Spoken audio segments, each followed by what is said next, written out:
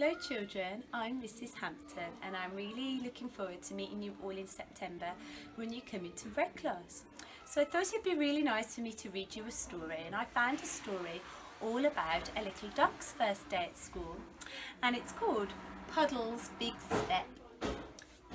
Let me share it with you now.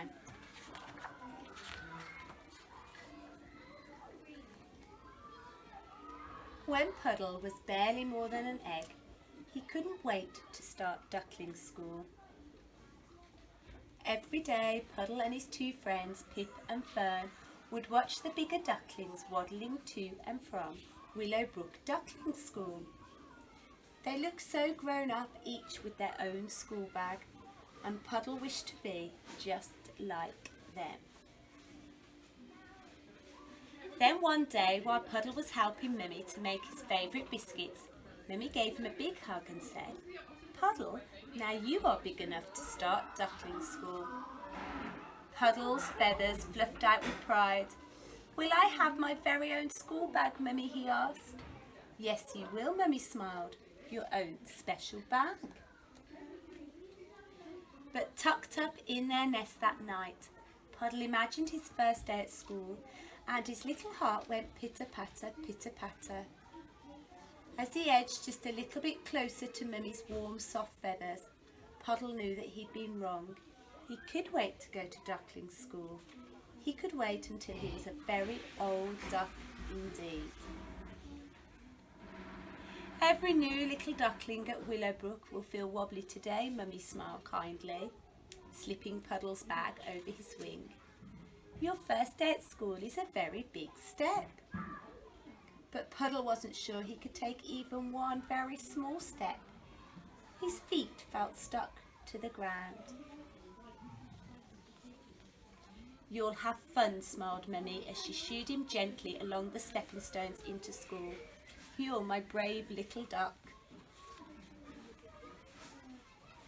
As Puddle put down his school bag, he spotted something very familiar. It was one of Mummy's smallest, softest feathers. She tucked it inside to show she was never far away.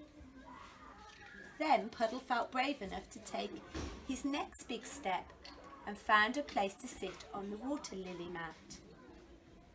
"I like your feather," whispered the little duck beside him. The morning went by in a flurry of matching ladybirds, counting caterpillars and lily pad leaping, until the teacher clapped her wings and asked them all to settle down for lunch. Puddle and Mummy had lunch together every day, and suddenly she did seem very far away. But when Puddle took his lunchbox from his special bag, he found Mummy had packed all his favourite nibbles and 4 best homemade biscuits, one for him, one for Pip, one for Fern, and one for a new friend too. After lunch it was nap time under the willow tree. Puddle peeked in his bag, hoping that Mummy had remembered his cuddly, and she had.